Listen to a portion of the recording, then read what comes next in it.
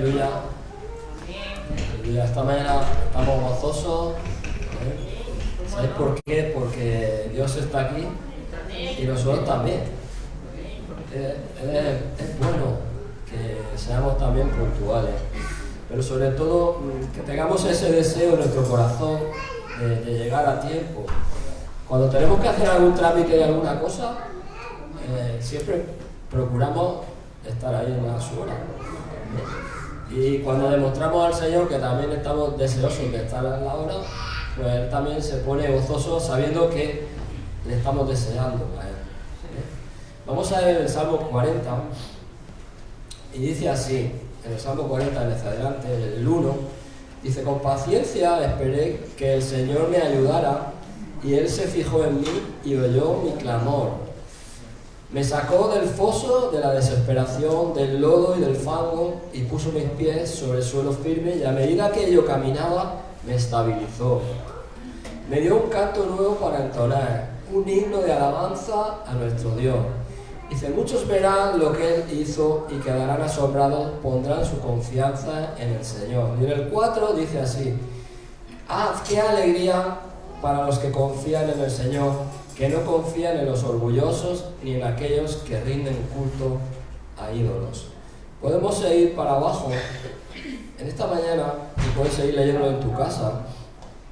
Te das cuenta de lo que está diciendo en el Salmo: con paciencia esperé que el Señor me ayudara. Muchas veces queremos que las cosas sucedan así en un segundo. Y tú tienes que estar escuchando lo que la otra persona, en este caso, tú le estás diciendo al Señor que te pasa una cosa, y en el momento que tú abres tu boca, ya quieres que Dios te la solucione. Es como si tuviera microondas, y las cosas no funcionan así. Las cosas funcionan como Dios las establece. Y sobre todo hay una cosa que aquí me llama la atención. Dice: cuando oyó mi clamor. Si tú hablas con una persona así, flojito, así, ay, sí, estoy aquí, entonces, ¿qué le estás transmitiendo a esa persona? Que la cosa no es importante. Pero cuando tú le das a una persona fuerte con la voz, se está dando cuenta de lo que hay dentro de tu corazón, es importante. ¿Para quién? Para ti mismo. Y se lo quieres transmitir a la otra. Pero ¿cómo le vas a transmitir a una persona algo que es importante si hablas de esa forma o lo hacemos de esa manera? Es imposible, porque dice, con paciencia, o sea, tengo que esperar que Dios me hable, que me conteste. Dice el Señor que dice, me ayudará.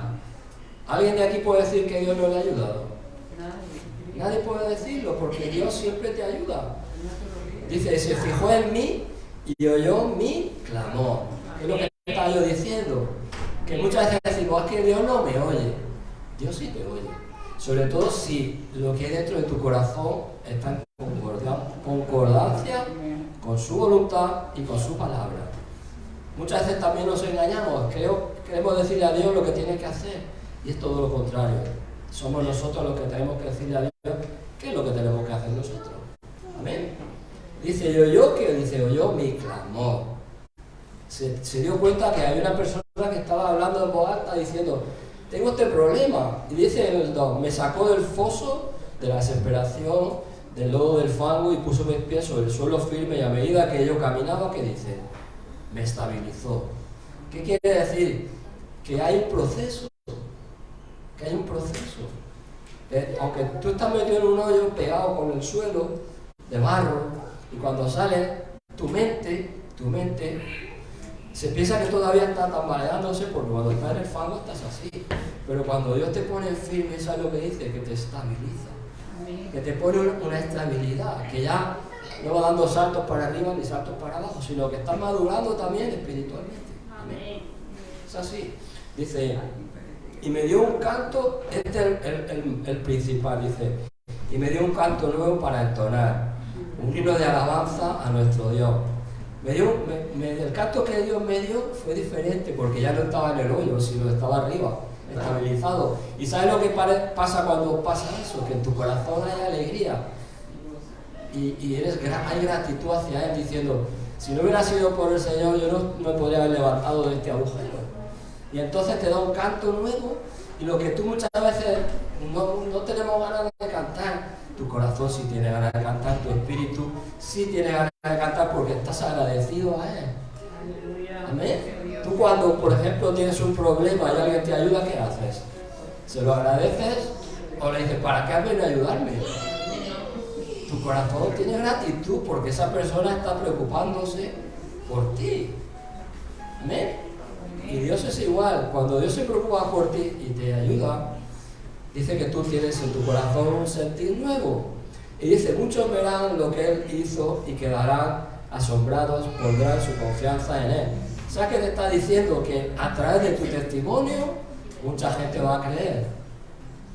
Porque no porque tú lo hayas hecho, sino porque Él lo ha hecho en ti. Y se van a dar cuenta de que cuando tú estás agradecido a Dios, tú has cambiado y la gente se fija. ¿O acaso te crees que la gente no se fija en los hijos de Dios?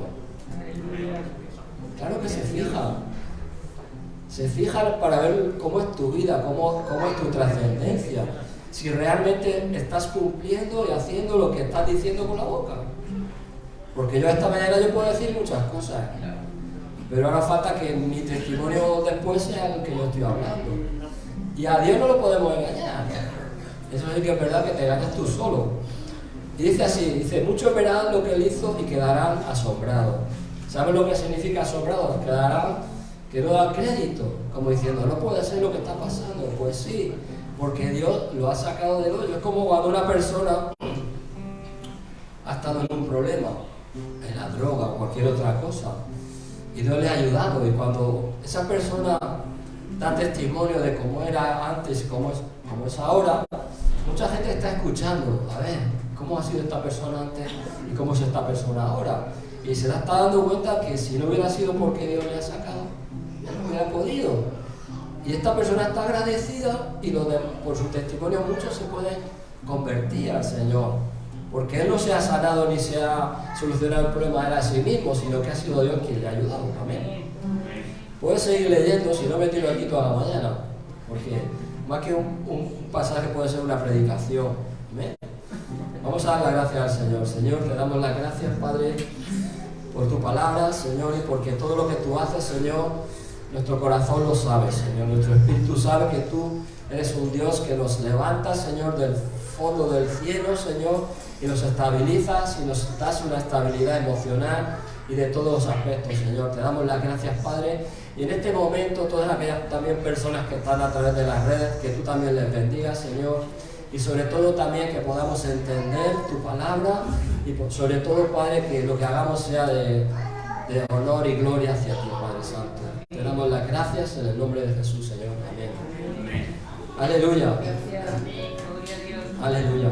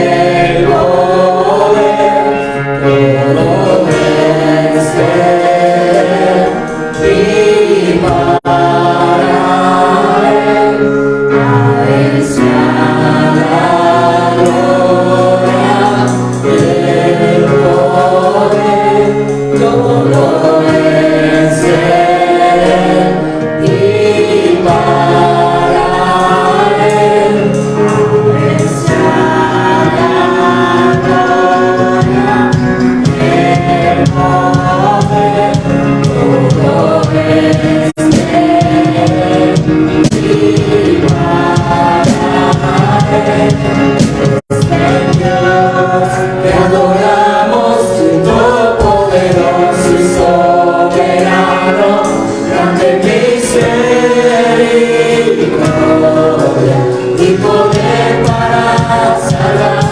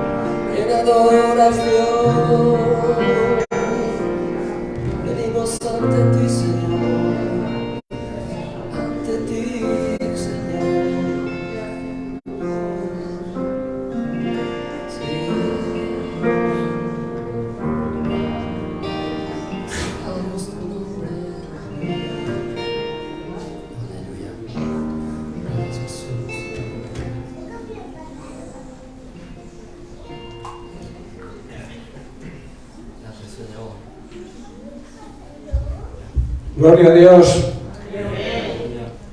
Dios es bueno. Bienvenidos a todos, un día más. Estamos en la presencia del Señor. Y en este ambiente de adoración y de alabanza vamos a participar de los símbolos del pan y de la copa, lo que Jesús dejó instituido la noche que fue entregado, ¿no? Y tenemos que hacerlo con el respeto, con la honra y sabiendo lo que significa, que es que Jesucristo, el Hijo de Dios, la segunda persona de la Trinidad, se encarnó en un ser humano, vino a relacionarse con nosotros, vino a enseñarnos el camino de la salvación y al final murió en una cruz por nuestros pecados, cargó con la deuda que nosotros habíamos contraído y nosotros ahora podemos llamarnos inocentes, justificados ante el Padre, pero no por nuestros méritos, sino por lo que Él hizo por nosotros. Así que vamos a recordar lo que Jesús hizo en esa última noche antes de ser entregado. Dice así: cuando llegó la noche se sentó a la mesa con los 12, estoy leyendo en el Evangelio de San Mateo, capítulo 26, y dice el verso 26, y mientras comían tomó Jesús el pan y lo bendijo. Y lo partió y dio a sus discípulos y dijo: tomad, comed, esto es mi cuerpo. Y tomando la copa y habiendo dado gracias, lo dio diciendo: bebed todos de ella, porque esto es mi sangre del nuevo pacto, que por muchos es derramada para remisión de los pecados. Y os digo que desde ahora no beberé más de este fruto de la vid hasta el día en que lo beba nuevo con vosotros en el reino de mi Padre. Y luego el apóstol Pablo, en su carta a los Corintios, en el capítulo 11, verso 28, dice: por tanto, debe probarse cada uno a sí mismo, y comer así del pan y beber de la copa. Porque el que come y bebe indignamente sin discernir, o sea, sin distinguir lo que significa el cuerpo de Cristo, su iglesia, juicio come y bebe para sí. Y añade: por lo cual hay muchos enfermos y debilitados entre vosotros, y muchos duermen, muchos andan dormidos. Y dice el verso 31, pues si examináramos los unos a los otros, no dice eso, ¿verdad? Dice: si nos examinamos a nosotros mismos, no seríamos juzgados, mas siendo juzgados somos castigados, disciplinados por el Señor, para no ser condenados con los incrédulos, con la gente del mundo.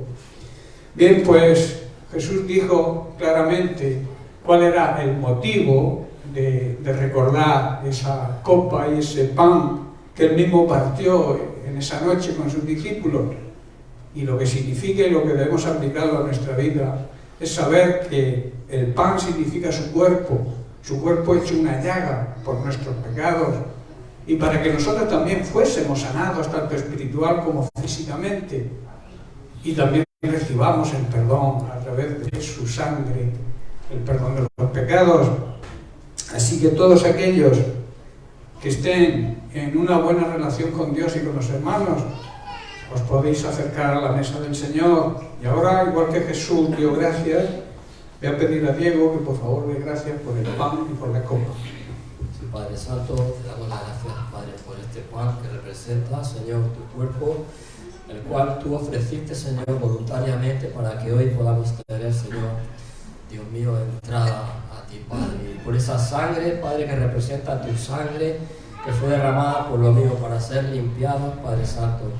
Y que pongamos cada cosa que hemos hablado, Señor, en valor, Dios mío, no la tomemos a la ligera, y que cada uno vea cómo está su interior y cómo está dentro de su corazón, y que se ponga de acuerdo con el Señor y con los hermanos. Te damos las gracias porque no es para tomar, Señor, estos símbolos a la ligera, Padre Santo. Te damos a ti la gloria en el nombre de Jesús, Señor. Amén. Amén. Bien, pues como he dicho, todos aquellos que estén en paz con Dios, en paz con los hermanos y hayan sido bautizados en agua por inmersión, os podéis acercar a la mesa del Señor.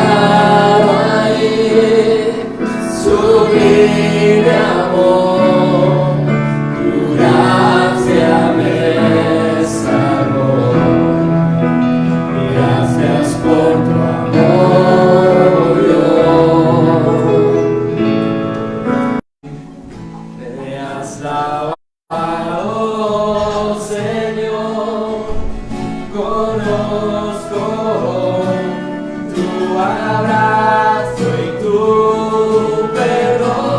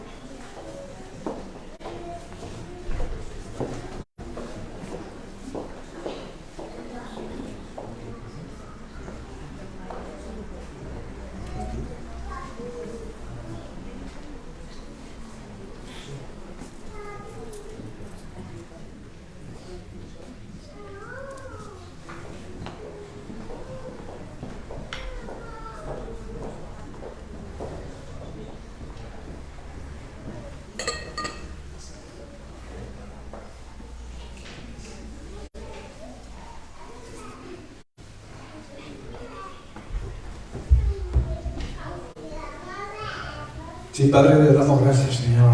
Te bendecimos y te glorificamos a ti en esta mañana. Te damos las gracias, Señor, porque un día más estamos aquí en tu presencia. Hemos ministrado, Señor, te hemos ministrado con nuestra alabanza, con nuestra adoración. También hemos participado de tu mesa, Padre, y te damos las gracias por ello. Ahora queremos, Señor, que tú nos ministres a través de tu palabra, Señor, y que podamos recibir de ti, Señor, el alimento espiritual tan necesario, Padre. Queremos darte las gracias, bendecirte y glorificarte a ti, Señor, y darte la honra y la gloria que te merece, y servirte con la excelencia, Padre, que tú demostraste con nosotros. Así, a ti sea la gloria, la honra, el poder y la alabanza. En el poderoso nombre de Cristo Jesús. Amén y amén.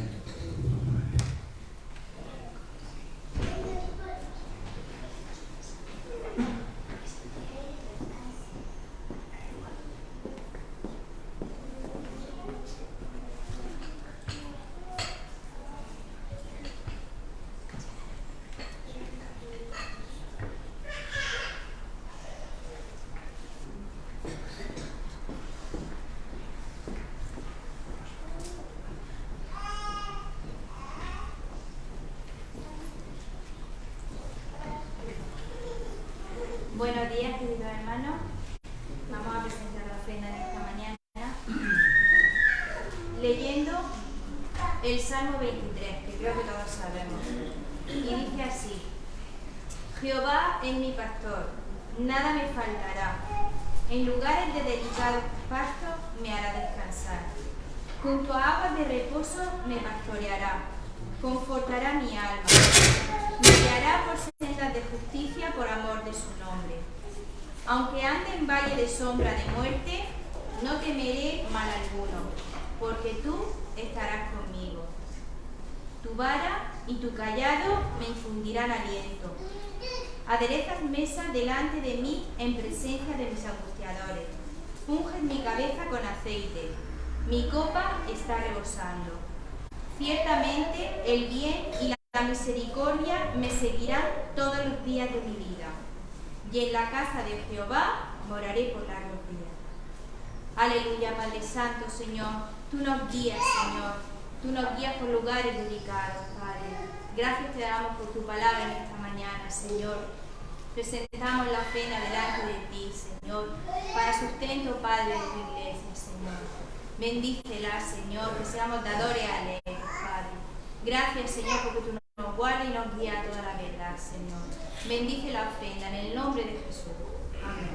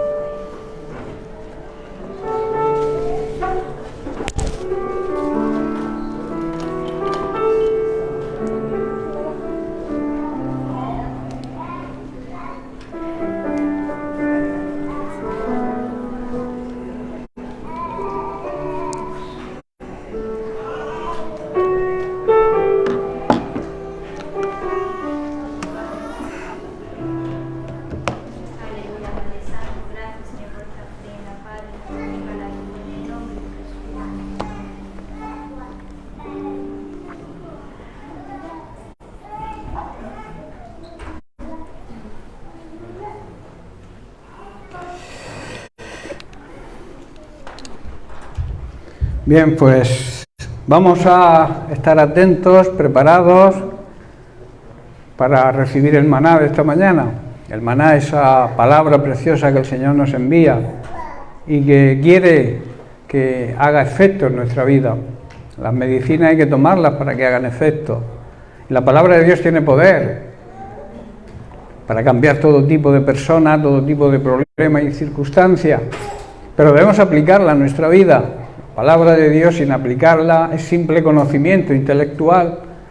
Y a veces muchas personas conocen la Biblia de memoria, pero no les produce efecto en sus vidas porque no la aplican, porque no la viven, pues no conviven con la palabra de Dios.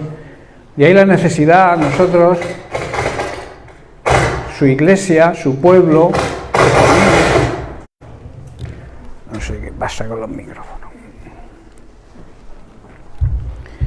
Como decía, ya que tenemos la necesidad como iglesia, como su pueblo, de vivir la palabra de Dios, de aceptarla en nuestro corazón y ponerla por obra. Bien, pues yo quiero continuar con el tema que empecé la semana pasada, que sabéis que se titula Guerra Espiritual.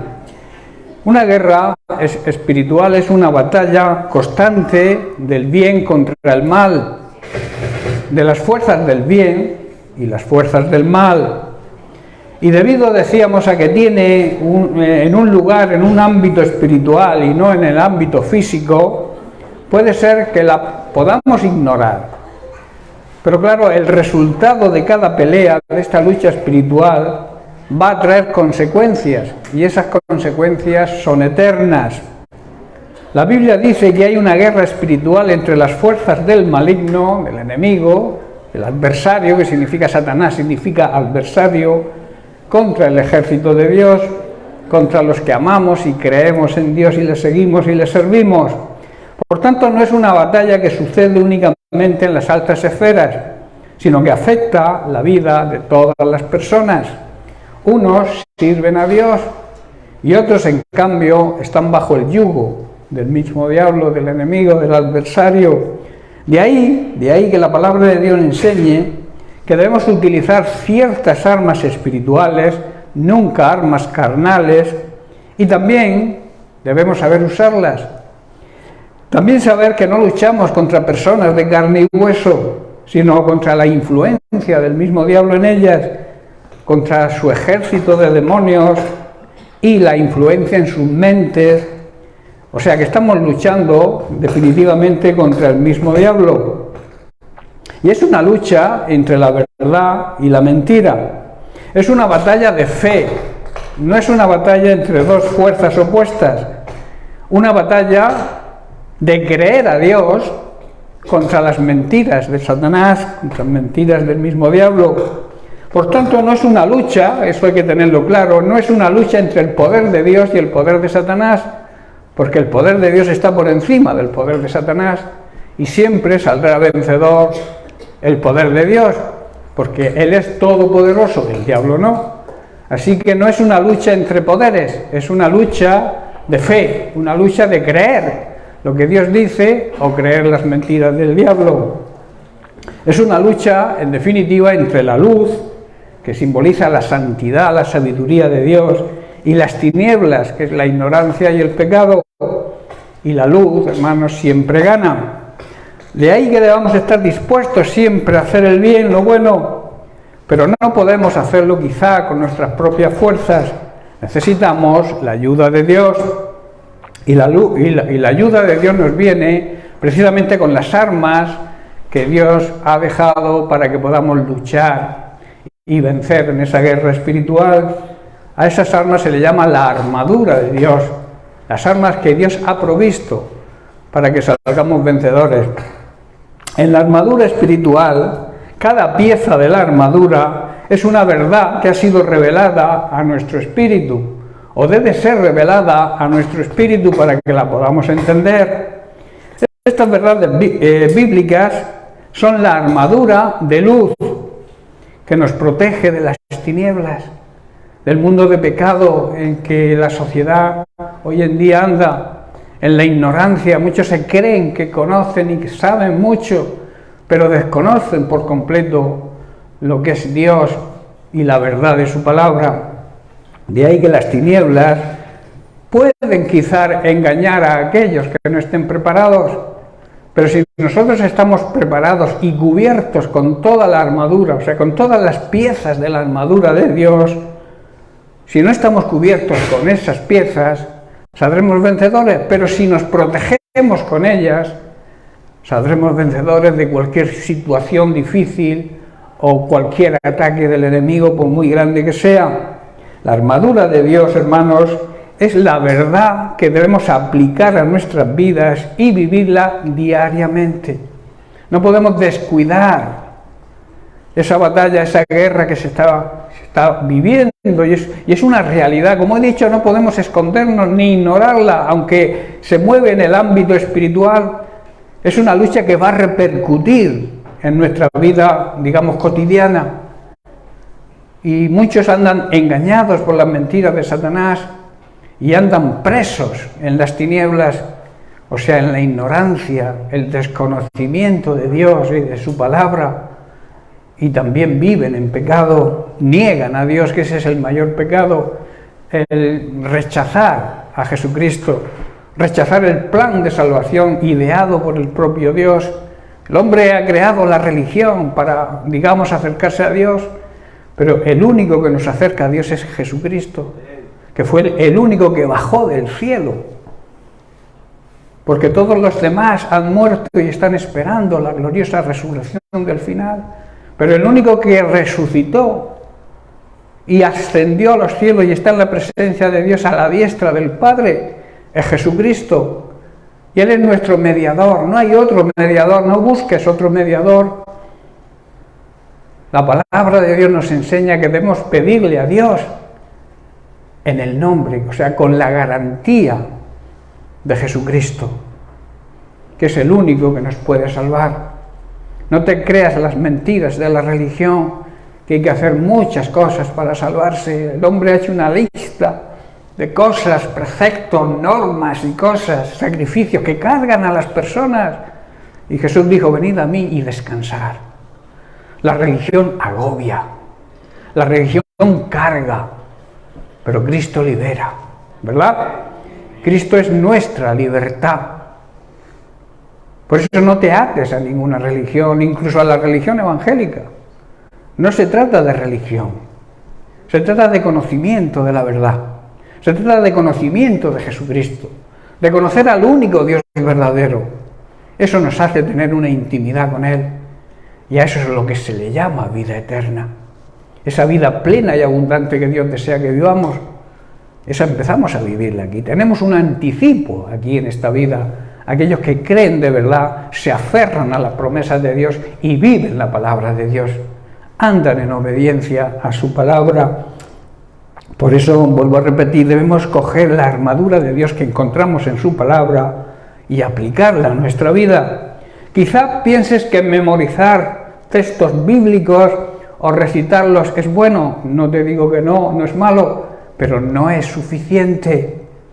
Esto es como colocar una armadura en la pared y que luzca en medio del salón, pero no te sirve de nada si no la utilizas. La Biblia en un stand en casa no sirve, no actúa, tiene poder. Lo que hay en la Biblia, la palabra de Dios tiene poder, pero si está en un stand y no la abres nunca, no la meditas, no estudias la palabra de Dios, no la lees diariamente, no te sirve para nada por mucho poder que tenga. También se podría comparar con un cheque bancario. Tú vas a cobrar una factura y te dan un cheque.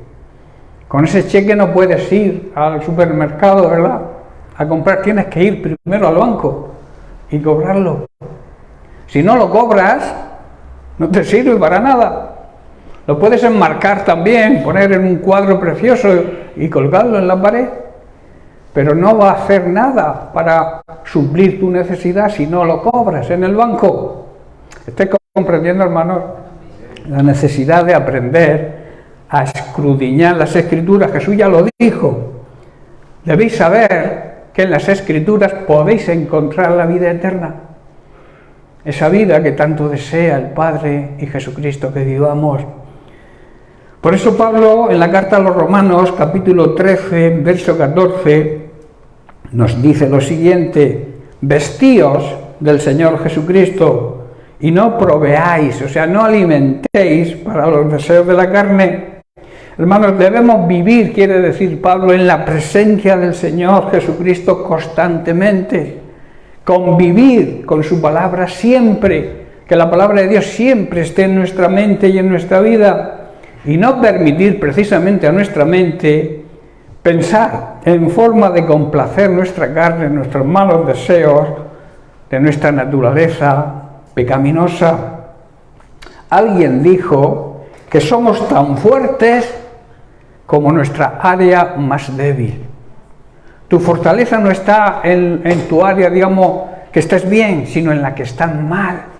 Y muchas veces nos gusta andar en el área, hablar y movernos en el área en la que estamos fuertes, y descuidamos nuestra arma débil.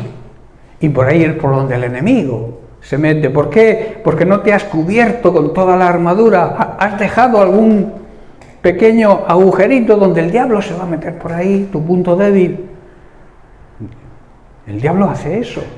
Si tú estás completamente armado, preparado, instruido para la lucha, porque las guerras no las pelean personas de a pie, sino soldados instruidos, preparados, que saben utilizar las armas. Nosotros tenemos armas espirituales,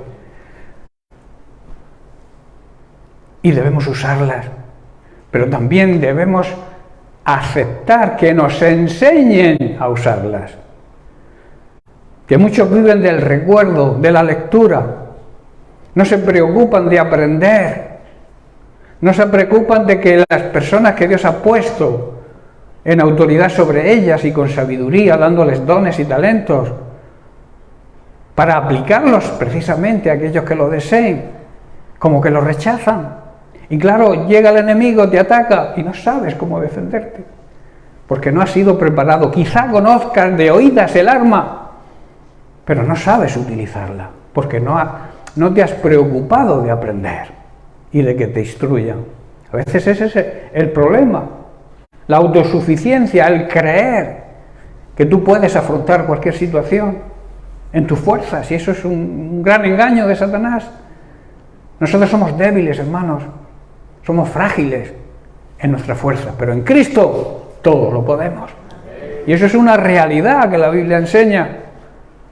Si tú vives unido a Cristo, si tú no vives separado de Cristo, si tú sigues a Cristo de cerca y no de lejos, tú vas a tener las fuerzas que Él te va a transmitir para afrontar cualquier problema. Pero para eso se requiere humildad, reconocer nuestra dependencia de Él y saber que sin Él no somos nada, ni tampoco podemos hacer nada. Yo siempre digo que quizás tú puedas hacer lo fácil o quizá incluso lo difícil, pero lo imposible tenemos que dejárselo a Dios. Hay personas que dicen, yo hasta aquí llego, no me alcanza más. Y entonces confían, depositan su fe en el Señor y el Señor actúa. Pero hay otros que se mantienen ahí, arrojan la toalla, desisten. Y claro, les viene la derrota. No se han protegido con toda la armadura de Dios. El diablo, como he dicho, busca siempre una grieta, el punto débil en nuestra armadura para destruirnos, traspasarnos con sus dardos. ¿Cuál es tu área débil? No digo que me respondas.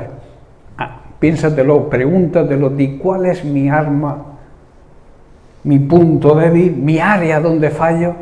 Ahí es donde debes potenciarlo con la palabra de Dios. Buscar lo que la palabra de Dios enseña sobre esa debilidad que tú tienes en cierta área de tu vida. Allí es donde debes fortalecerte con la palabra de Dios.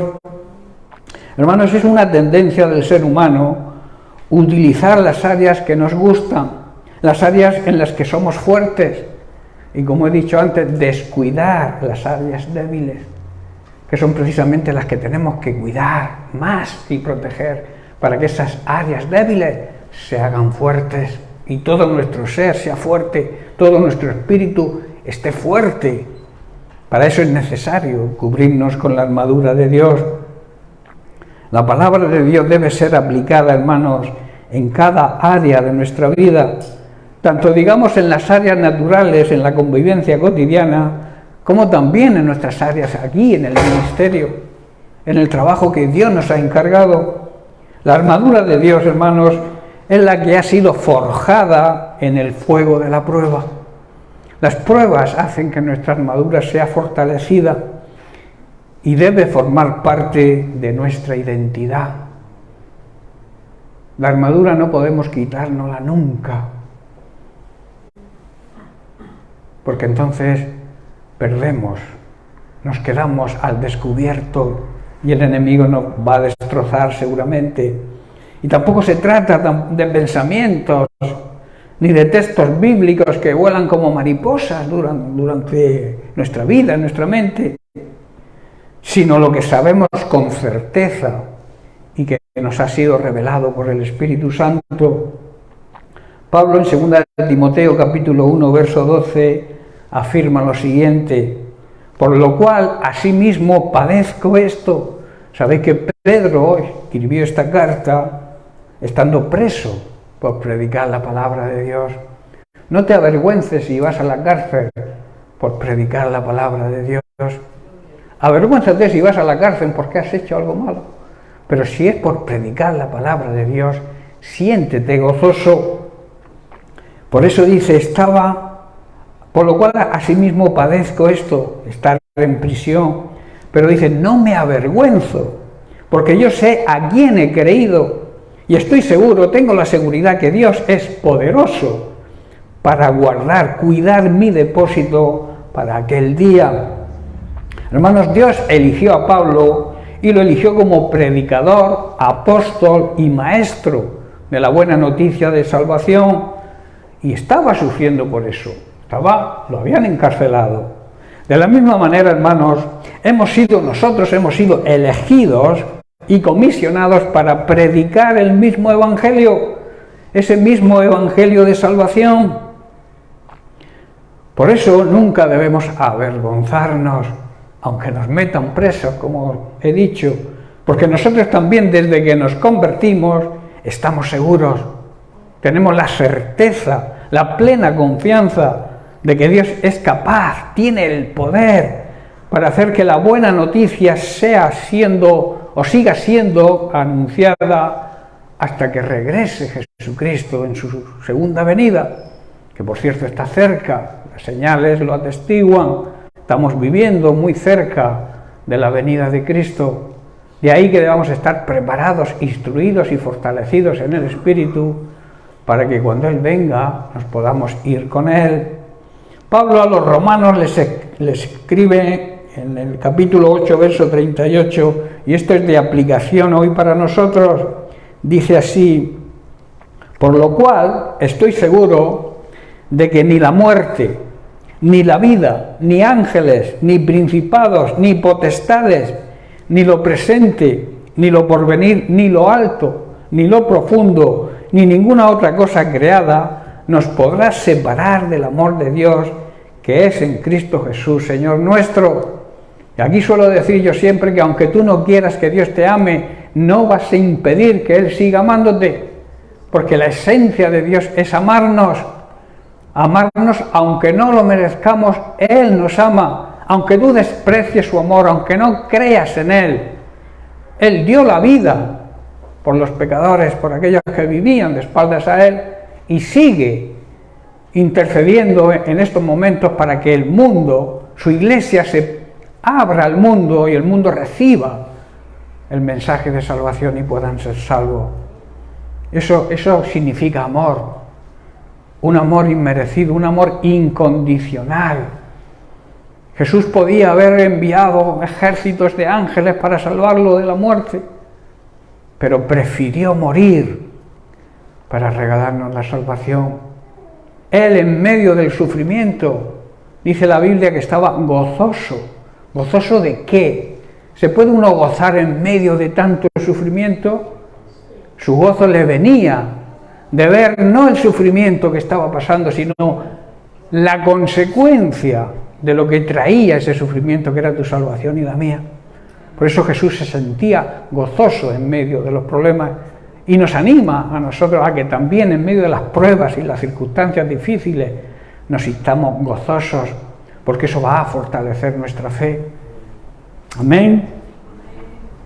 Por eso en medio de todos nuestros problemas debemos estar seguros de que Jesucristo, quien nos amó y nos sigue amando y nos amará siempre, nos dará la victoria total. Debemos estar seguros de que nada podrá separarnos del amor de Dios, ni la vida ni la muerte. ¿Qué quiere decir? Ni siendo convertidos, habiendo recibido vida en nuestro espíritu, ni los que viven espiritualmente muertos, nos podrá separar de su amor. Ni los ángeles, hermanos, ni los espíritus, ni lo que ocurra hoy o pueda ocurrir mañana, ni los poderes del cielo, ni los poderes del infierno,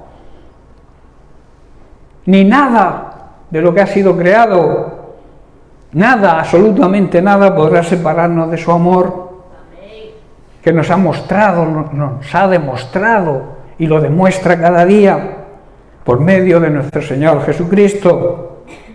Hermanos, esta guerra, además de una guerra defensiva, también es una guerra ofensiva.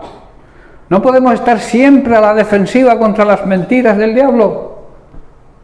Debemos atacar, resistir al diablo. Las armas las podemos utilizar de defensa, pero si siempre estás a la defensiva, siempre vas a estar a merced de tu adversario, de tu enemigo. Por eso de vez en cuando, o yo diría siempre, deberíamos pasar a la acción y utilizar las armas en ataque. Pero no en ataque a las personas. Como hemos dicho, no luchamos contra carne ni sangre. Luchamos contra el enemigo de nuestras almas, contra ejércitos de demonios, de maldad, malignos, que quieren nuestra destrucción. Por eso no podemos estar siempre a la defensiva, porque llegará un día en que nos rindamos. Debemos pasar a la acción. Esta guerra espiritual es una guerra también ofensiva. Nosotros debemos ser militantes y forzar al enemigo a retroceder, Dice la palabra de Dios, someteos a Dios, aceptar la autoridad de Dios, resistir, atacar al diablo, y el diablo ¿qué hará? Huirá de vosotros. Yo me aferro, hermanos, a las promesas de Dios, a lo que la Biblia enseña y dice. Resistir significa hacerle frente al enemigo. Es que el enemigo me ha atacado, pues defiéndete y atácale tú a él. Y atácale con la palabra de Dios, como Jesús hizo en el desierto. Escrito está, la palabra de Dios lo dice. Ningún arma forjada prosperará contra los hijos de Dios, porque es su herencia, hermanos. Es parte de la herencia de Dios que nada ni nadie que nos haga frente pueda prosperar, pueda vencernos, si estamos bien arraigados en la palabra de Dios, si vivimos la palabra de Dios, si la comemos, la palabra de Dios, si nos alimentamos espiritualmente con la palabra de Dios, nadie nos podrá hacer frente, hermanos. Os animo a que os agarréis a esas promesas de Dios. La Biblia está llena de promesas. Y las promesas son para sus hijos. La herencia es para los hijos, no para los sobrinos.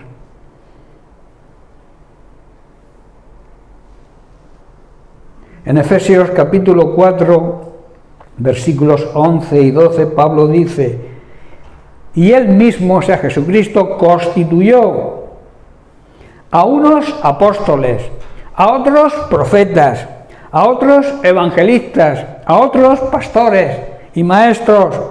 Versículo 12, a fin con el propósito de perfeccionar a los santos. Los santos no son aquellos que han muerto y después de un montón de años de su muerte llega un señor y dice: bueno, este hombre va a ser santo porque yo lo decido. Eso es una falacia es una gran mentira. Los santos son los que nos sentamos en la iglesia, son los que vivimos en santidad. Y procura ser santo, porque si no eres santo no verás al Señor. Pablo escribía a personas muertas. Si observáis en la Biblia, en el encabezamiento de sus cartas a las iglesias, se dirigía a los santos de la iglesia en Corintio, de la iglesia en Éfeso, en Roma, porque los que recibían las cartas estaban vivos físicamente, pero como eran hijos de Dios, vivían en santidad, eran santos. Tú y yo debemos ser santos, vivir en santidad, y alcanzaremos la meta, seguro. Pero vuelvo a hacer hincapié en lo que dije al principio. Debemos instruirnos, ser soldados preparados para la guerra.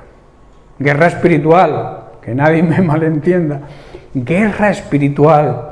Por eso Cristo mismo instituyó, preparó, eligió a personas que les dio la capacidad de enseñar, la capacidad de instruir, la capacidad de que seamos preparados.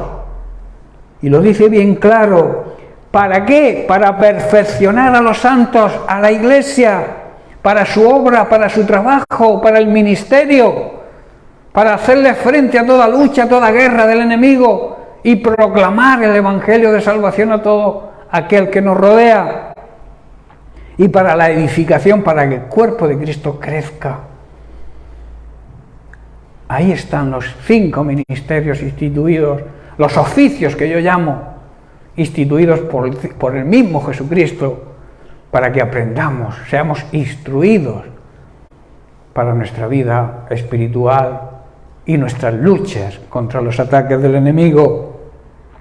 Esas personas, nosotros tenemos la responsabilidad de instruir para esta guerra espiritual y preparar al pueblo de Dios, a su iglesia, para que lleve a cabo la obra de Dios y edifique precisamente su iglesia, es decir, el cuerpo de Cristo. Nosotros somos la iglesia, somos el cuerpo espiritual de Cristo. Este proceso, hermanos, continuará. Por eso los 5 ministerios no podemos quitar ninguno. Hay ciertas sectas por ahí, falsas doctrinas que enseñan que hay algunos ministerios que han cesado. Pero hermanos, mientras que haya necesidad de instrucción, tienen que estar esos 5 ministerios.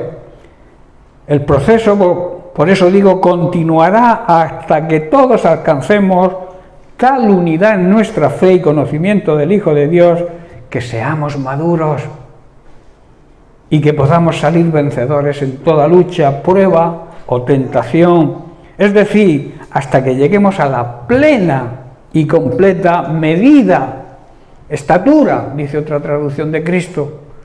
Cristo, sabéis que es nuestro modelo a seguir. Él vino a marcarnos un camino a seguir. Y a veces creemos que es un camino de rosas, pero el camino que eligió Cristo fue el camino de la cruz. El camino de la cruz significa crucificar nuestra egolatría, crucificar nuestro ego, nuestro yo, y darle prioridad en el trono de nuestra vida a Jesucristo, hacerle propietario del trono. A veces nosotros nos entronamos y dejamos a Dios como a Jesucristo a un lado, pero el que debe reinar en el trono debe ser Jesucristo. Si queremos vencer, salir vencedores de todas este tipo de luchas, tenemos a Cristo, hermanos, como ejemplo, y estos ministerios son necesarios hasta que Jesús regrese, porque la guerra espiritual contra las fuerzas del mal siempre la tendremos hasta el final, hasta que Jesús venga, nos vayamos con Él y Él venza definitivamente al enemigo. Reinaremos con Él aquí en esta tierra durante 1 milenio y después pasaremos la eternidad en su presencia. Son grandes promesas de Dios, hermanos. En Mateo capítulo 12, verso 30, Jesús nos dice: el que no está conmigo está contra mí. No hay término medio, hermanos. No podemos tener un pie en la iglesia y otro pie en el mundo. O estamos o no estamos. O estamos completamente con Él, o estamos en contra de Él. A veces, como hay cosas que no queremos dejar, esas cosas que hacíamos antes de convertirnos, que como que nos gustaría volver a ellas, pero que sabemos que son cosas que no le agradan a Dios. Dios te dice bien claro: si no estás conmigo completamente, estás contra mí. Lo mismo que yo suelo decir sobre la mentira. Una verdad, un 99% de verdad con un 1 de mentira sigue siendo mentira, porque debe ser verdad absoluta. Cristo, que es la verdad absoluta. Y la Biblia dice que no se halló mentira en su boca y que nunca pecó.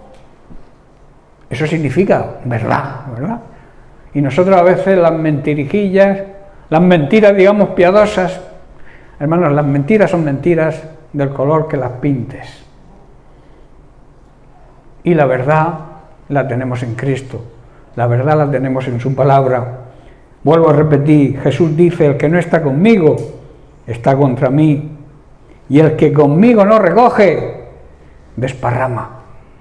O sea, pierde la esencia de lo que es. Si no estamos de su parte, nos estamos oponiendo a Él, y el que no trabaja de su lado, trabaja en su contra, y por tanto perderá la batalla. Seremos derrotados. Por eso, Dios es el capitán general de nuestra guerra espiritual. Jesucristo está al mando de los ejércitos de Dios. Y cuando lo reconocemos así, si estamos unidos a Él, estamos de acuerdo con Él, vamos a vencer cualquier obstáculo, cualquier problema, cualquier circunstancia que el enemigo quiera poner en nuestra vida. También cualquier tentación. La tentación, suelo decir yo, que no es pecado. El pecado es cuando caemos en la tentación. Y también suelo decir, cuanto más cerca estás de Dios y de su palabra, más alejado estarás del pecado. Y cuando más cerca estés del pecado, más alejado estarás de Dios. Por eso te recomiendo que cuando te venga la tentación, corre y coge la palabra de Dios y empieza a leerla y a meditar en ella, y la tentación se irá. Pero si cobijas, alguien dijo, no sé, ahora mismo no recuerdo, que tú puedes dejar que un pájaro revolotee sobre tu cabeza, pero no dejes que forme un nido. No le des cabida en tu cabeza a ese pajarito, a esa tentación que te viene. Recházala en el nombre de Cristo. Somete todo pensamiento a la obediencia a Cristo, que significa somete todo pensamiento a la palabra de Dios. Si la palabra de Dios dice que es pecado, aunque yo quiera disfrazarlo de otra cosa, es pecado. Porque es pecado lo que Dios dice que es pecado, no lo que yo creo que es pecado. ¿Estáis comprendiendo, hermano? La palabra de Dios es muy clarita. Y la palabra de Dios dice lo que dice, y no lo que yo quiero que diga. Hay personas que por sus circunstancias, llamados cristianos, que como arrancan hojas de la Biblia para justificar su situación, su mala situación o su situación pecaminosa. Hay quien dice, ¿qué importa un papel si nos queremos? Pues claro que importa, porque es lo que Dios te ordena, que pongas tu vida matrimonial en orden, que si no andas casado con tu esposo o con tu esposa, que te cases, porque el papel sí importa, porque la Biblia dice que tenemos que someternos a las autoridades, y sobre todo a la autoridad y a la soberanía de Dios, que no admite la unión sexual antes del matrimonio. Y eso es una verdad que tú quieres, si tú quieres arrancar esa hoja de la Biblia, pues arráncala, pero sigue estando ahí. ¿Estáis comprendiendo, hermano? Pocos amén oigo. Cuando Jesús declara en Mateo 16, 18, cuando dice, sobre esta roca edificaré mi iglesia y las puertas del Hades no prevalecerán contra ella. Esto está hablando de una guerra ofensiva, ¿verdad? No es que nos defendamos del ataque y cerremos la puerta, no, sino que ataquemos las puertas del Hades, de la muerte. Estas palabras, recordéis que se las dijo Jesús a Pedro, cuando Jesús le preguntó a sus discípulos, ¿qué dicen las personas que soy yo? Y unos contestaron, unos piensan que eres Elías, el otro Juan el Bautista, y Jesús les interrumpe y dice, ¿y vosotros? ¿Quién decís que soy yo? Iglesia, ¿quién decís que es Jesucristo? Y Pedro, lleno de valentía, porque era una persona impetuosa, y también lleno de fe y confianza en Jesucristo, le dijo, tú eres el Hijo del Dios viviente.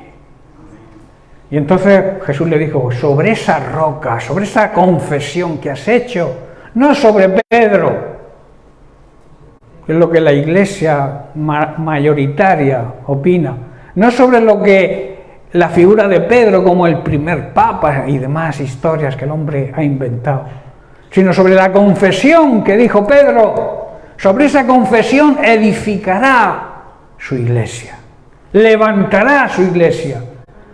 En esa confesión de que Jesucristo es el Hijo del Dios viviente, sobre esa confesión, sobre esa roca, edificará Jesús su iglesia. Como he dicho, cuando Jesús le dice estas palabras, no se refirió a las puertas de la iglesia resistiendo la entrada de la maldad, sino a las puertas del infierno que debemos derribar, porque impiden el avance de la iglesia. Por tanto, es una guerra de ataque. La iglesia no se puede quedar de brazos cruzados ante la maldad de las obras del enemigo, ante tantas ideologías y tanta maldad y tanta podredumbre y tanta miseria que hay en el mundo y tanto pecado. La Iglesia debe derribar esas fuerzas del enemigo. Pero para eso necesitamos cubrirnos, hermanos, con toda la armadura de Dios. Cuando predicamos, hermanos, y declaramos el Evangelio en el poder del Espíritu Santo, como hizo Jesús. ¿Sabéis que Jesús, mientras que no fue al desierto, fue probado, recibió el Espíritu Santo, oyó la voz del Padre que dijo: este es mi Hijo amado, en el que tengo complacencia, o sea, estoy orgulloso de Él, a Él debéis escuchar. Ahí recibió el poder del Espíritu Santo, y ahí es donde comenzó su ministerio. No podemos pretender predicar el Evangelio si no es en el poder del Espíritu Santo, porque el enemigo nos va a dar, y nos va a dar fuerte. De ahí la necesidad, hermanos, de recibir el avivamiento, recibir el don del Espíritu Santo, dejar que el Espíritu Santo obre, porque cuando tú te conviertes, el Espíritu Santo viene a morar en ti, pero en ti está la decisión de seguirlo, de escucharlo o de hacerlo callar. Si somos sabios y dejamos que el Espíritu Santo nos guíe, nos va a guiar a la victoria, seguro. Amén. Hermanos, quienes viven en oscuridad y sombra, al recibir el mensaje del poder del Evangelio, serán iluminados en sus mentes y entrarán en el reino de la luz. Y así serán trasladados de las tinieblas de donde viven, en la ignorancia y en el pecado, serán trasladados a la luz de Jesucristo. Él dijo: yo soy la luz que vino a este mundo. ¿Para qué viene la luz? La luz hace que las tinieblas desaparezcan. Jesús vino a hacer que el pecado y la ignorancia de la humanidad desaparezca. Pero a veces la humanidad sigue en esa ignorancia, quiere seguir en la ignorancia porque les encanta pecar.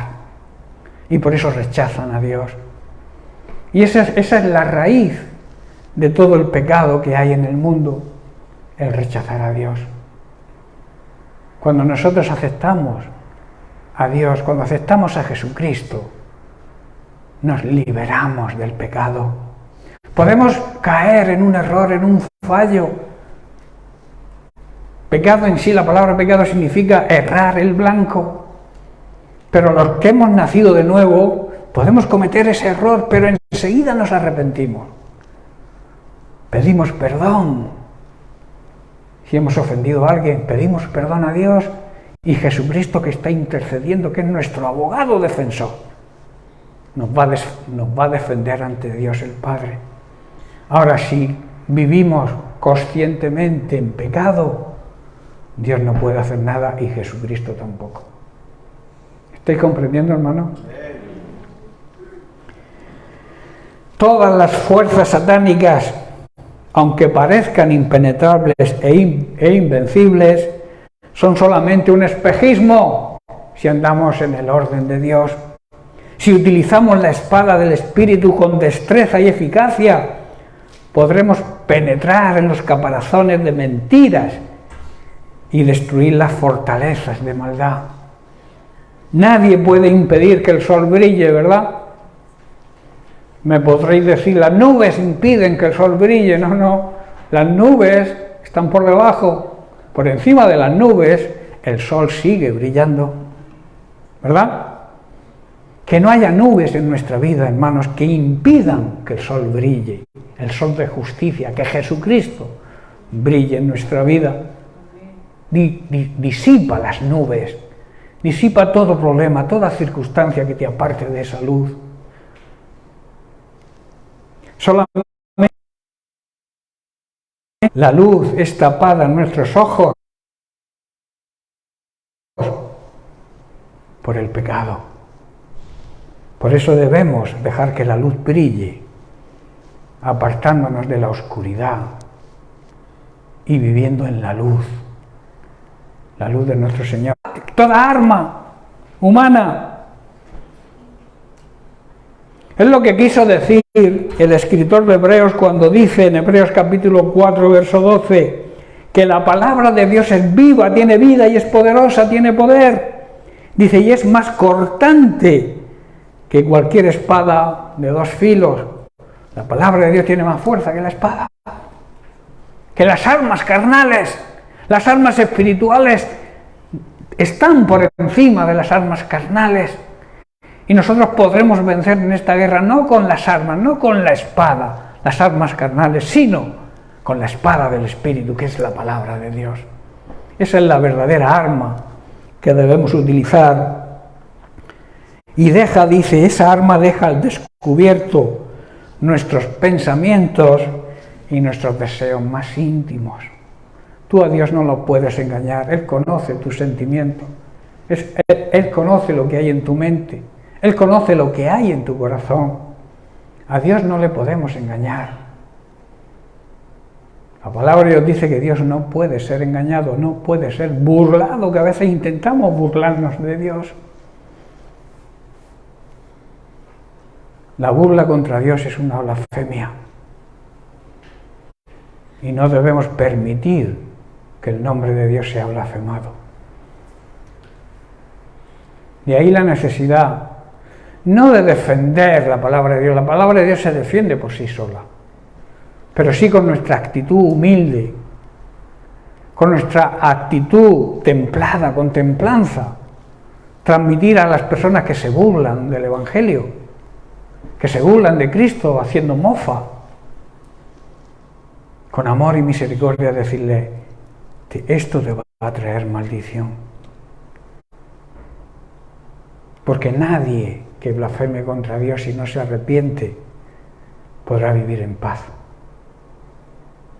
Y sufrirá las consecuencias. La Biblia así lo dice.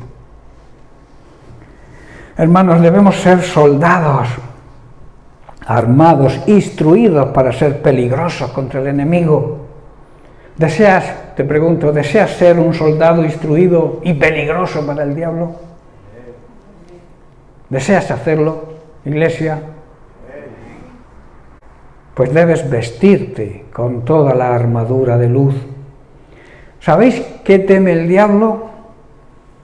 El diablo no teme que seas cristiano evangélico, católico o de otro tipo de religión. El diablo teme más a un cristiano con conocimiento espiritual y que lo vive, que vive ese conocimiento en santidad, que alguien que conozca la palabra de Dios de memoria, pero que no la viva.